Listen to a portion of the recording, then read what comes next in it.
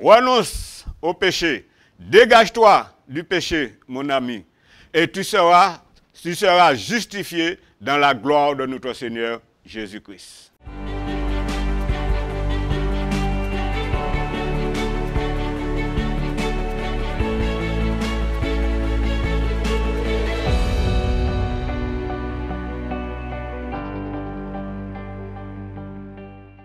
Bonjour, j'ai une bonne nouvelle pour vous.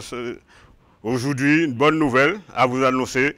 La bonne nouvelle, vous qui vivez dans la solitude, vous qui vivez, vous êtes déprimé, vous qui vivez, vous êtes désespéré, j'ai une bonne nouvelle pour vous ce matin.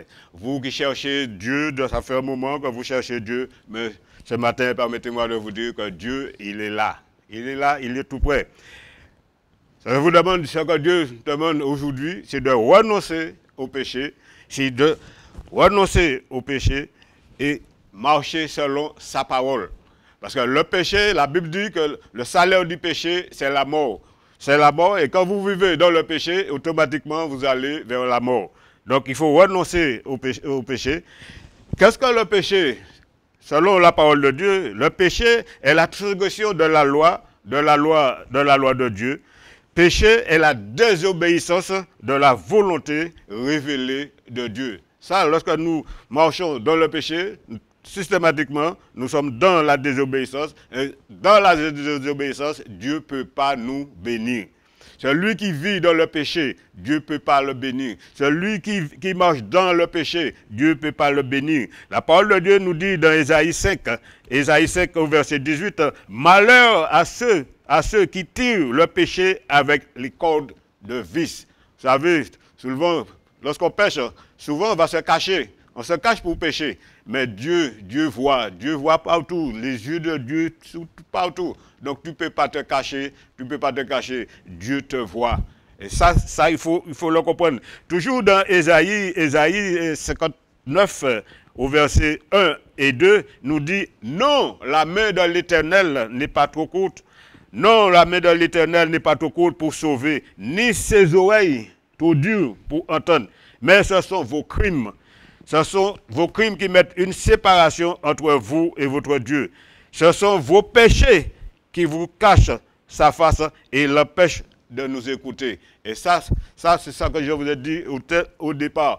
Monsieur, madame, vous qui vivez dans le péché, vous qui vivez dans la fornication, vous qui vivez dans l'adultère, il faut laisser tout tomber pour que Dieu puisse te bénir. Parce que quand vous êtes dans le péché, Dieu ne bénit pas dans le péché. Quiconque se livre au péché est esclave du péché. Et nous voyons des gens qui sont esclaves du péché, il ne peut pas mentir, il ne peut pas rester sans mentir, il ne peut pas rester sans commettre l'adultère, il ne peut pas rester sans commettre l'iniquité. Pourquoi ça? Ils ont ça parce que le diable les a envahis et il a mis un dépôt en eux. Et ce dépôt ne peut pas rester sans péché. Comme le salaire dans Romains 6, 23, le salaire du péché, c'est la mort. Lorsque vous vivez dans le péché, assurément la mort. Et la mort, la première mort, c'est la mort spirituelle. Et la mort spirituelle, c'est devant Dieu. Quand on est mort spirituellement, Dieu, on n'est pas là. Dieu n'est pas là. Dieu n'est pas présent. Et ça, il faut bien comprendre. Le salaire du péché, c'est la mort. Et quiconque se livre au péché est esclave du péché. Celui qui pêche contre l'Éternel, parce qu'effectivement, lorsqu'on est dans la désobéissance, lorsqu'on vit dans le péché, effectivement, c'est contre le Dieu lui-même. Contre Dieu, on se lève contre Dieu. Et ça, c'est péché. C'est péché. Le malheur poursuit ceux qui pêchent.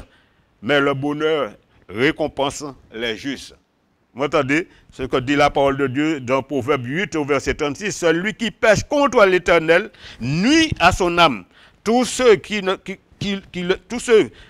haïssent aiment la mort. Et c'est ça.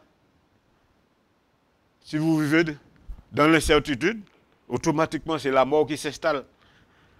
Le contraire de la mort, c'est la vie. Dieu dit dans sa parole, Jésus est venu pour nous donner la vie, et tandis que Satan, il est venu pour dérober, égorger et détruire. Et Jésus-Christ est venu pour nous sauver, pour nous donner la vie éternelle. Il y a point d'hommes qui ne pêchent. Beaucoup se vendent dire, j'ai jamais péché. J'ai jamais péché, je ne pêche pas. Non, détrompez-vous, détrompez-vous. On pêche. La Bible dit, il n'y a personne qui n'a jamais péché. Tout le monde pêche. À un moment ou un autre, on pêche. On tombe dans le péché. Et la Bible dit, si nous disons que nous n'avons pas péché, nous nous séduisons nous-mêmes. Et la vérité n'est point en nous. Si nous disons que nous n'avons pas péché, nous faisons Dieu menteur et sa parole n'est point en nous. 1 Jean 8, verset 1 Jean 1, verset 8 à 10. Si nous disons que nous n'avons pas péché, nous nous séduisons nous-mêmes. Et beaucoup de personnes aujourd'hui disent, non, je prie, j'ai jamais mis de piquant pour personne, je fais de mal à personne. Mais il y a une chose qu'il faut savoir, tout en passant, il y a une différence entre le mal et le bien. Et du moment qu'on est dans le péché, on fait que du mal. Et lorsqu'on fait mal, on plonge l'autre dans la souffrance. Le mal nous entraîne dans la souffrance. Et tandis que le bien nous mène, c'est pas bien son nom, nous mène bien dans un bien-être, pour bien comprendre.